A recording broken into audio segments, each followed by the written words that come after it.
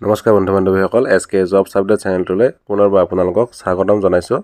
যিসকল বন্ধু বান্ধৱীয়ে DME খালী হোৱা 2008টা পদত আবেদন কৰিছিলে, এই আবেদনটো যোৱা বছৰে হৈছিলে। যোৱা বছৰ ফেব্ৰুৱাৰী মাহত এই এবছৰৰ অন্তত এই পৰীক্ষাটো অনুষ্ঠিত হ'বলৈ গৈ আছে। পৰীক্ষাৰ যিখিনি পদ আছিলে গ্ৰেড 3 আছিলে আৰু গ্ৰেড 4 আছিলে।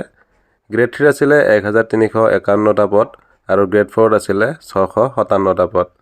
এই পদখিনি DMEৰ ফালৰ পৰা অৰ্থাৎ ডিৰেক্টৰেট অফ মেডিকেল এডুকেশ্যনৰ ফালৰ পৰা খালী কৰি দিয়া হৈছিলে আৰু ইয়াৰে যিটো পৰীক্ষা অনুষ্ঠিত হ'বলৈ গৈ আছে, এই পৰীক্ষাটো ফেব্ৰুৱাৰীৰ 4 তাৰিখে 2024ত অনুষ্ঠিত হ'ব।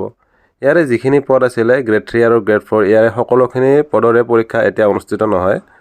ইয়াৰে কিছু সংখ্যক পদ অৰ্থাৎ ষ্টাফ নাৰ্ছৰ যিখিনি পদ আছিলে সেইখিনি পদৰহে অকল পৰীক্ষাটো অনুষ্ঠিত হ'ব আৰু পৰীক্ষাটো অফলাইন মাধ্যমত অনুষ্ঠিত হ'ব আৰু ৰিটেন টেষ্ট অনুষ্ঠিত কৰা হ'ব।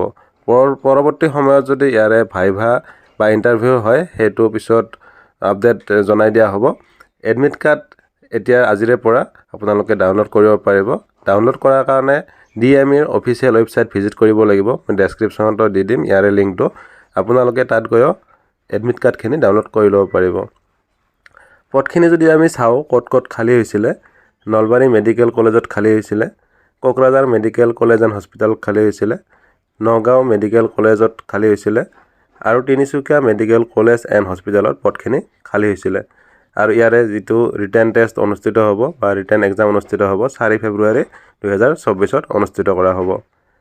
যদি আপোনালোকে এডমিট কাৰ্ডখিনি ডাউনলোড কৰি ল'ব বিচাৰে, তেতিয়াহ'লে www.dme.assam.gov.in ত ভিজিট কৰি নিজৰ এডমিটখিনি ডাউনলোড কৰি ল'ব পাৰিব। এতিয়া যিখিনি কেণ্ডিডেটে গ্ৰেড 3 নাইবা গ্ৰেড 4ত আবেদন কৰিছিলে, সেইখিনি পদৰ পৰীক্ষা কেতিয়া অনুষ্ঠিত হ'ব নিশ্চয়কৈ সুধিব। সেই পদখিনিৰ কেতিয়া পৰীক্ষা অনুষ্ঠিত হ'ব সেইটো সঠিককৈ এতিয়ালৈকে কোনো অফিচিয়েল নটিফিকেশ্যন প্ৰকাশ পোৱা নাই বা প্ৰকাশ কৰা নাই। যদি পৰৱৰ্তী সময়ত ইয়াৰে পৰীক্ষাটো অনুষ্ঠিত কৰে নিশ্চয়কৈ মই জনাই দিম।